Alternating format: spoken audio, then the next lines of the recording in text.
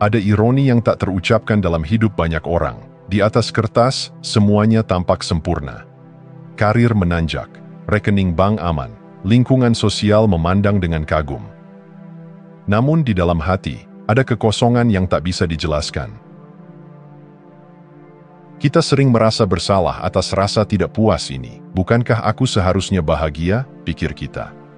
Tapi di balik pencapaian luar, ada kerinduan yang tak bisa dipenuhi hanya dengan target dan trofi. Kita duduk bersama keluarga, tapi pikiran mengembara ke laporan yang belum selesai. Kita liburan, tapi tak benar-benar hadir. Hati kita ada di tempat lain. Ini bukan karena kurang bersyukur, tapi karena sesuatu dalam diri belum sepenuhnya utuh. Konflik muncul saat ada ketidakseimbangan yang terus dibiarkan.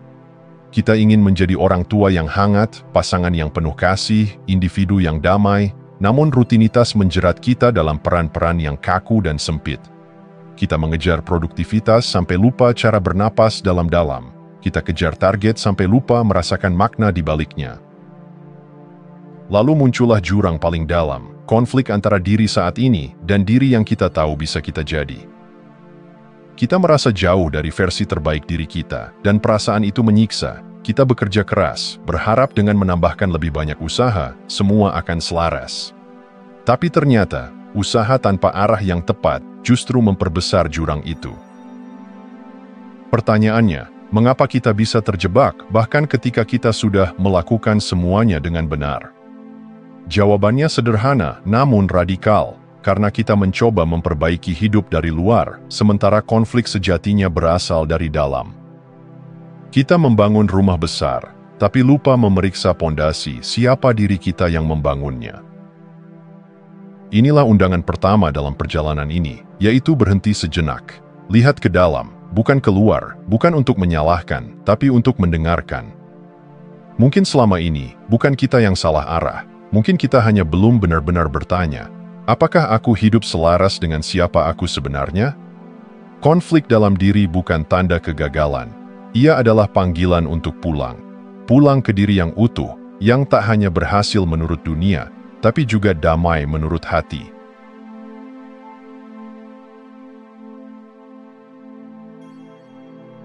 Banyak orang mengira hidup adalah tentang ingin lebih sukses, lebih bahagia, lebih sejahtera. Tapi kenyataannya, hidup tidak memberikan apa yang kita mau.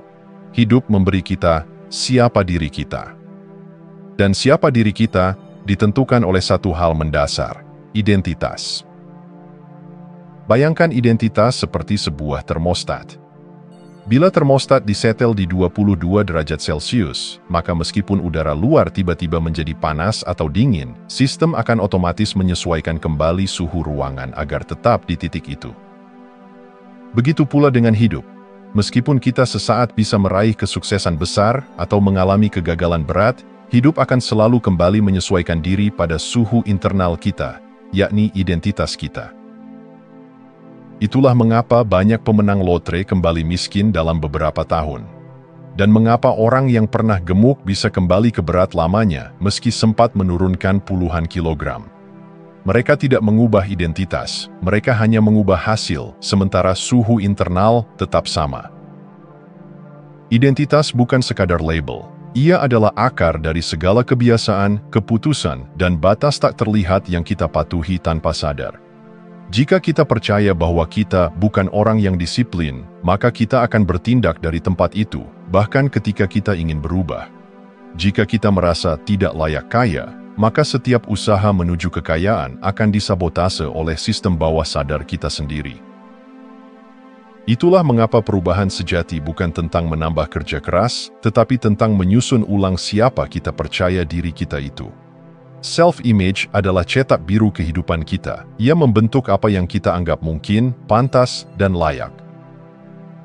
Ketika seseorang mulai melihat dirinya sebagai orang yang berani, penuh kasih, dan pantas hidup damai, maka tindakan-tindakannya mulai berubah tanpa dipaksa. Pilihannya menjadi selaras dengan versi diri yang baru. Hasilnya, transformasi yang bukan hanya terlihat dari luar, tapi juga terasa dari dalam.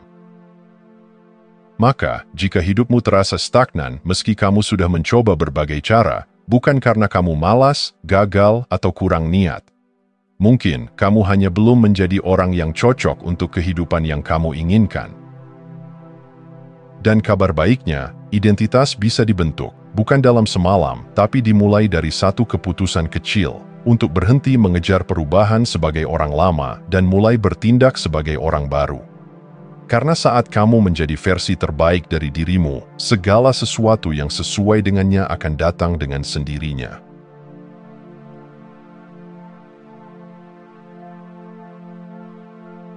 Kita lahir bukan dengan lembaran kosong, tapi dengan kertas yang mulai ditulisi sejak dini. Kata-kata orang tua, nada suara guru, norma budaya, ajaran agama, semuanya berkontribusi membentuk sistem kepercayaan yang membentuk identitas kita. Tanpa kita sadari, kita telah diprogram, dan salah satu program paling kuat yang hampir semua orang warisi adalah ini. Hidup layak hanya bisa diraih dengan kerja keras. Frasa itu terdengar mulia, disiplin, bertanggung jawab. Tapi di baliknya, tersimpan pesan yang lebih dalam dan lebih membatasi, bahwa kita harus menderita dulu untuk boleh merasa pantas bahagia. Bahwa jika sesuatu datang dengan mudah, maka itu pasti curang, salah, atau tidak layak diterima. Dan begitu kita memegang kepercayaan itu, hidup akan menyesuaikan. Kita mulai menolak kelimpahan yang datang tanpa perjuangan. Kita merasa bersalah jika memiliki waktu luang. Kita bangga ketika kelelahan. Kita mengukur nilai diri dengan jumlah jam kerja, bukan kualitas hidup. Ini bukan salah siapa-siapa. Ini adalah warisan kolektif dari generasi yang tumbuh dalam kekurangan, yang percaya bahwa satu-satunya cara bertahan hidup adalah berjuang tanpa henti. Namun, dunia telah berubah, dan kita pun berubah. Saat ini, banyak orang mulai menyadari bahwa kerja keras saja tidak cukup, bahkan seringkali bukan jalan terbaik. Paradigma baru mulai muncul, bahwa ketika identitas kita selaras dengan nilai, impian, dan esensi terdalam, maka aliran kehidupan menjadi jauh lebih ringan. Uang datang bukan sebagai hasil paksaan, tapi sebagai ekspresi dari nilai yang kita bawa ke dunia. Paradigma baru ini tidak menghapus pentingnya usaha, tetapi memurnikannya. Usaha bukan lagi bentuk pengorbanan, melainkan ekspresi cinta. Kita bekerja bukan karena harus, tapi karena ingin memberi. Dan ironisnya, di titik ini, segala sesuatu justru menjadi lebih mudah. Klien lebih banyak datang, kesempatan lebih sering muncul, energi lebih stabil. Karena kita tidak lagi berusaha menjadi cukup, kita sudah merasa cukup. Menyadari asal-usul pemrograman lama bukan tentang menyalahkan masa lalu, tapi tentang menyembuhkannya. Ini adalah undangan untuk bertanya, apakah cara kita bekerja, berjuang, dan mengejar hidup selama ini berasal dari cinta atau dari ketakutan? Karena jika kita terus menjalani hidup dengan software lama, jangan heran jika hasilnya pun terus mengulang pola lama. Tapi saat kita mulai mengganti program internal, dari kerja keras adalah syarat hidup layak menjadi hidup layak adalah hak alami yang muncul dari keselarasan, maka hidup pun mulai menari dengan ritme yang jauh lebih indah.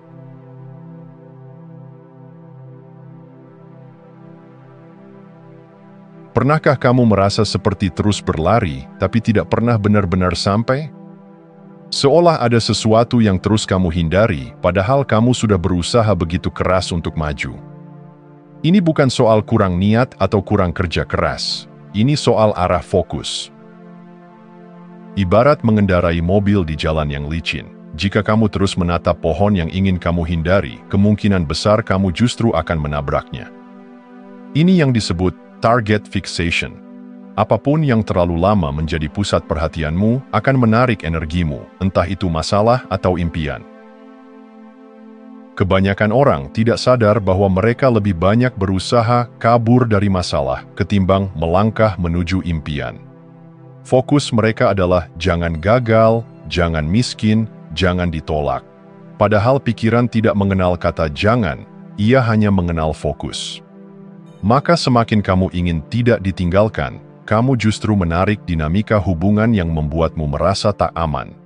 Semakin kamu takut miskin, kamu justru hidup dalam energi kekurangan. Perubahan sejati dimulai saat kita berani mengubah pertanyaan. Bukan lagi bagaimana cara menghindari rasa sakit, tapi apa bentuk kehidupan yang ingin aku ciptakan. Dari reaktif menjadi kreatif, dari bertahan hidup menjadi menciptakan hidup. Ada seorang yang tampak sukses di luar, punya bisnis, mobil, rumah. Tapi setiap malam ia diliputi kecemasan, takut semuanya hilang. Ia tidak sedang membangun dari cinta, tapi berlari dari rasa takut masa lalu. Titik baliknya datang ketika ia mulai bertanya, jika aku percaya bahwa aku aman, bahwa aku layak bahagia, siapa aku saat itu, dan bagaimana aku bertindak dari tempat itu? Dia mulai mendedikasikan waktunya untuk menjadi dirinya yang ideal. Walau awalnya hanya 51% dari harinya, ia menulis, bernapas lebih sadar, mengambil keputusan dari tempat kejelasan, bukan panik. Perlahan, hidupnya berubah. Bukan karena ia menekan rasa takut, tapi karena ia berhenti memberi fokus pada rasa takut itu. Arah fokus kita menentukan kualitas hidup kita, dan kabar baiknya, fokus bisa dilatih. Ia seperti otot, semakin sering kamu arahkan ke cahaya, semakin mudah ia meninggalkan bayangan. Maka berhentilah bertanya, bagaimana cara keluar dari masalah ini, dan mulailah bertanya, siapa aku saat aku sudah hidup dalam impian itu? Karena hidup bukan tentang berlari lebih cepat, tapi tentang memastikan kamu sedang berlari ke arah yang benar.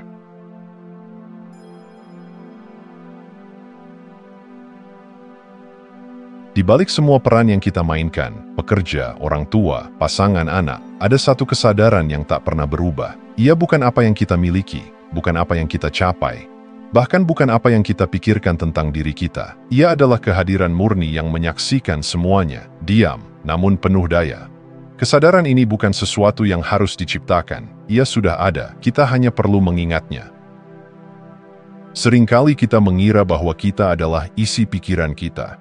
Suara-suara yang mengatakan, kamu belum cukup baik, kamu akan gagal, kamu harus buru-buru berhasil, semua itu terasa seperti diri kita. Tapi ketika kita berhenti sejenak, menarik napas, dan memperhatikan, ada jarak. Ada ruang antara kita dan pikiran itu. Dan di sanalah kita menemukan jati diri sejati, bukan pikiran, tapi sang pengamat pikiran. Praktik kehadiran mengundang kita untuk masuk ke ruang sunyi ini. Saat kita tidak lagi bereaksi secara otomatis, saat kita bisa menyaksikan sebelum bertindak, disitulah kita mulai kembali ke pusat kekuatan kita. Di antara stimulus dan respons, ada kebebasan. Dan di sanalah hidup yang baru bisa dimulai. Bayangkan saat kamu sedang marah. Dulu, mungkin kamu langsung membalas, menghakimi, atau menutup diri. Tapi sekarang, kamu hanya mengamati. Ada energi panas muncul di dada, napas terasa pendek, pikiran mulai bergejolak. Tapi kamu hadir. Kamu melihat semuanya, tanpa harus menjadi semuanya. Marah pun lewat, seperti awan, dan kamu tetap langit. Inilah kekuatan dari menjadi saksi. Kamu tidak lagi dikendalikan oleh program lama. Kamu tidak lagi hidup secara otomatis. Kamu hadir, dan kehadiran ini bukan pasif, justru ia penuh kekuatan. Diam bukan berarti lemah. Diam adalah sumber dari tindakan yang benar, kata yang tepat, dan keputusan yang selaras.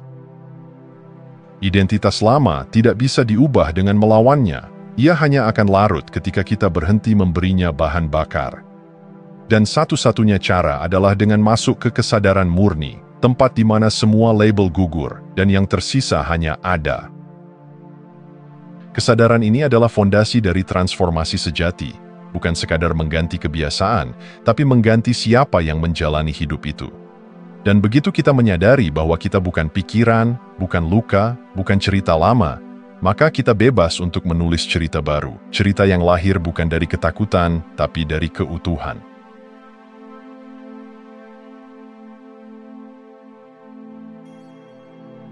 Transformasi sejati bukan soal berpura-pura menjadi orang baru, ia adalah soal menjadi, secara sadar, perlahan, dan konsisten. Perubahan tidak dimulai dari luar, tapi dari dalam, dari sebuah keputusan kecil yang tenang, aku tidak lagi hidup dari identitas lama. Tapi bagaimana kita membuatnya nyata? Disinilah langkah-langkah praktis menjadi jembatan dari kesadaran ke kenyataan. Langkah pertama adalah klarifikasi. Banyak orang ingin berubah, tapi tidak tahu menjadi siapa. Maka tanyakan, jika aku sudah sepenuhnya selaras, seperti apa diriku? Bukan dari keinginan ego, tapi dari jiwa. Tulis 5 kualitas utama dari diri idealmu. Mungkin itu tenang, berani, tulus, penuh cinta, visioner. Buat ia konkret. Identitas bukan sekadar konsep, tapi karakter yang bisa dikenali dan dihidupi. Langkah kedua adalah embody. Bertindaklah dari sudut pandang dirimu yang ideal, bahkan sebelum kamu merasa siap. Jika kamu adalah pribadi yang tenang dan percaya diri, bagaimana kamu akan memulai harimu? Apa keputusan yang akan kamu ambil? Apa yang akan kamu izinkan dan tolak? Ini bukan soal berpura-pura. Ini soal mengingat dan menyelaraskan tindakan dengan siapa kamu sebenarnya di inti terdalammu. Banyak orang menunggu merasa cukup baik, baru berani bertindak. Padahal rasa cukup itu tumbuh karena kamu bertindak seperti dirimu yang cukup. Tindakan mendahului keyakinan. Seperti otot, kepercayaan diri tumbuh karena sering digunakan.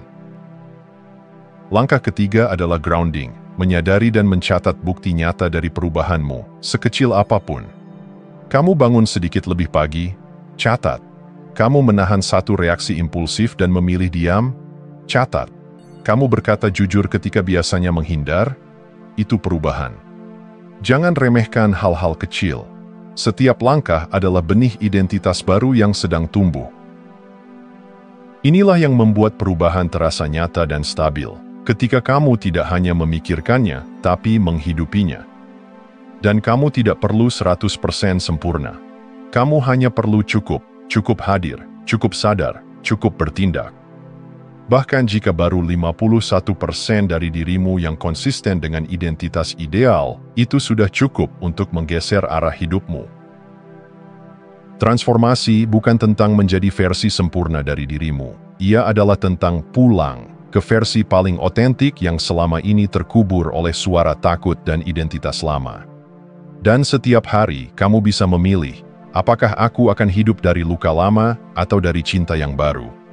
Identitas sejati tidak perlu dibuktikan, ia hanya perlu diingat, dihidupi, dan disahkan lewat tindakan nyata.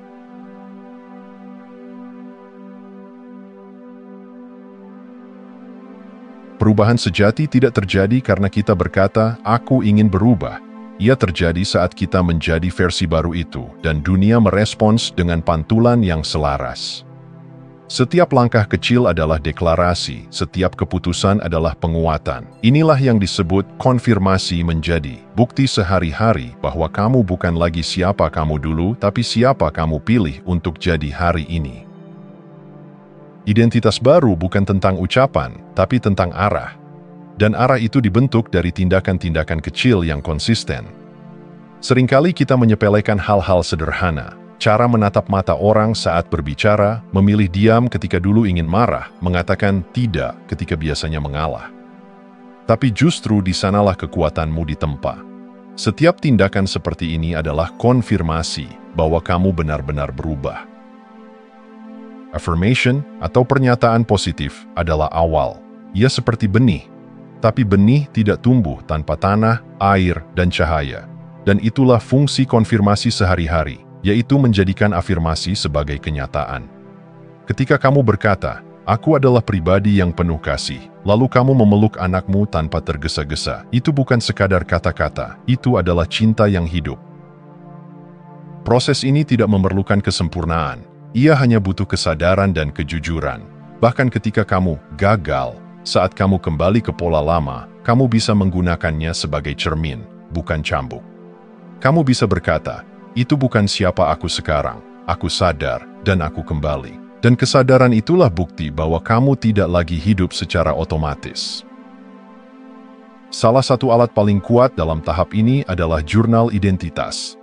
Setiap malam, tulis 3 hal. Siapa aku hari ini? Apa satu tindakan yang mencerminkan diriku yang ideal? Apa pelajaran dari hal yang belum selaras?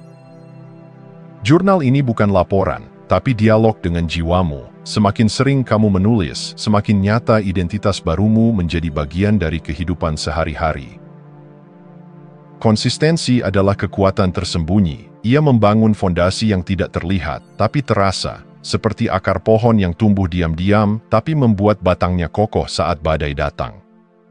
Dan dalam dunia yang terus berubah, menjadi seseorang yang hidup dari pusat kesadaran dan identitas sejati adalah hadiah terbesar yang bisa kamu berikan, bukan hanya untuk dirimu, tapi juga untuk dunia.